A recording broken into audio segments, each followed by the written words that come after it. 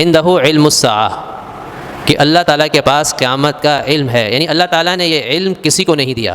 حضرت جبریل علیہ السلام نے آپ صلی اللہ علیہ وسلم سے صحابہ کے درمیان سوال پوچھا، انسانی شکل میں آئے تھے، صحابہ نے پہچانا نہیں کہ یہ فرشتے ہیں، وہ سمجھے کہ انسان ہے، کوئی مسافر آیا ہے۔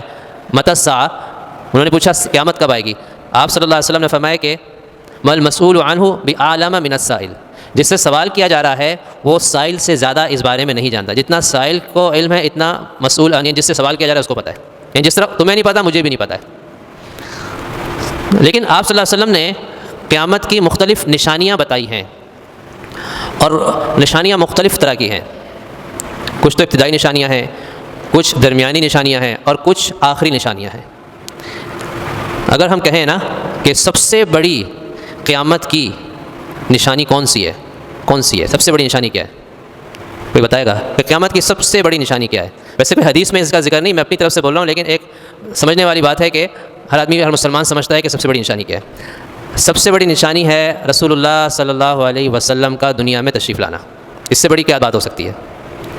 اور آپ نے فرمایا کہ میرے بعد اب کوئی نبی نہیں آئے گا، مجھے اور قیامت کو ایسے بھیجا گیا، پھر آپ نے 2 انگلیوں کا اشارہ فرمایا کہ ایسے مجھے اور قیامت کو بھیجا گیا، یعنی ہزاروں انبیاء گزر گئے، اب کوئی نبی نہیں آنے والا ہے، کوئی نیا نبی۔ تو فرمایا کہ اب میرے بعد قیامت ہی آئے گی، اور اللہ تعالیٰ نے خود قرآن میں فرمایا کہ اقتربت الساعہ، قیامت قریب آ چکی ہے، یعنی جب سے اگر دنیا بنی ہے نا، جب سے انسان دنیا میں آباد ہیں، اس لحاظ سے اگر دیکھا جائے تو قیامت بہت قریب ہے۔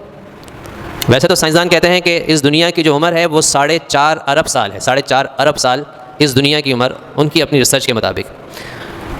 انسان تو خیر زمانے میں نہیں تھے، انسان تو ظاہر بات ہے اس کے بہت زمانے کے بعد ہی آئے ہیں، اس سے پہلے تو فرشتے اور جنات تھے، عبادت کیا کرتے تھے، ابلیس انسانوں سے پہلے کا ہے، فرشتے پہلے کے، جنات ابلیس جنات میں سے، وہ عبادت کیا کرتے تھے۔ اللہ نے پھر بعد میں انسان کو پیدا کیا، حضرت آدم علیہ السلام کو، اور حضرت آدم علیہ السلام کو کتنا زمانہ گزر گیا اس کے بارے میں کوئی اوتھینٹک بات نہیں ہے، کچھ نہیں پتا کہ کتنے ہزار سال گزر گئے یا کتنے لاکھ سال گزر گئے، اس کے بارے میں کچھ نہیں پتہ ہے۔ البتہ اس لحاظ سے اگر ہم دیکھیں تو قیامت کا وقت اس کے لحاظ سے بہت تھوڑا ہے، بہت تھوڑا ہے۔ اور ایک حدیث میں آپ صلی اللہ علیہ وسلم نے فرمایا کہ یہودی، عیسائی، مسلمان، فرمایا کہ یہودیوں کا وقت جو ہے وہ ایسا ہے جیسے فجر سے لے کے ظہر تک، زوال تک انہوں نے اس میں عمل کیا، اور عمل کرنے کی معاوضے کے طور پہ ہر ایک کو ایک قرات معاوضہ دیا گیا، ایک سکہ سمجھ لیں۔ اس کے بعد عیسائیوں کو انجیل ملی، انہوں نے اس پر عمل کیا جیسے کہ ظہر سے لے کے عصر تک کا وقت ہے، اور اس پر بھی ان کو ایک قرات معاوضہ مل گیا، اجر مل گیا۔ اس کے بعد یہ امت آئی، اور اس کے پاس جو وقت ہے وہ عصر سے لے کے مغرب تک کا ہے، یعنی سب سے چھوٹا وقت اس امت کے پاس ہے۔ لیکن جب اس نے عمل کیا قرآن پہ تو اس میں سے ہر آدمی کو 2 قرات دیے گئے۔ تو آپ صلی اللہ علیہ وسلم فرمایا کہ تمہیں وقت تھوڑا ملا ہے، اجر تمہیں زیادہ ملا ہے، کیونکہ یہی کم بات ہے کہ اللہ تعالیٰ ہر ایک عمل کے بدلے میں 10 نیکیاں عطا فرماتے کم سے کم۔ اس پر یہودیوں نے اور عیسائیوں نے اعتراض کیا کہ اللہ انہوں نے تو عمل تھوڑا کیا ہے، تھوڑا وقت عمل کیا ہے، لیکن ان کو 2 قرات دیے ہیں اور ہمیں ایک قرات دیے۔ تو اللہ تعالیٰ نے جواب میں فرمایا کہ مجھے یہ بتاؤ کیا تم میں سے کسی پر کوئی ظلم ہوا ہے؟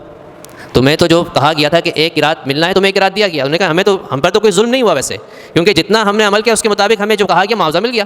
تو فرمایا کہ بس یہ اللہ میرا فضل ہے، میں جس کے ساتھ فضل کا معاملہ کروں، اس امت کے ساتھ میں نے فضل کا معاملہ کیا ہے۔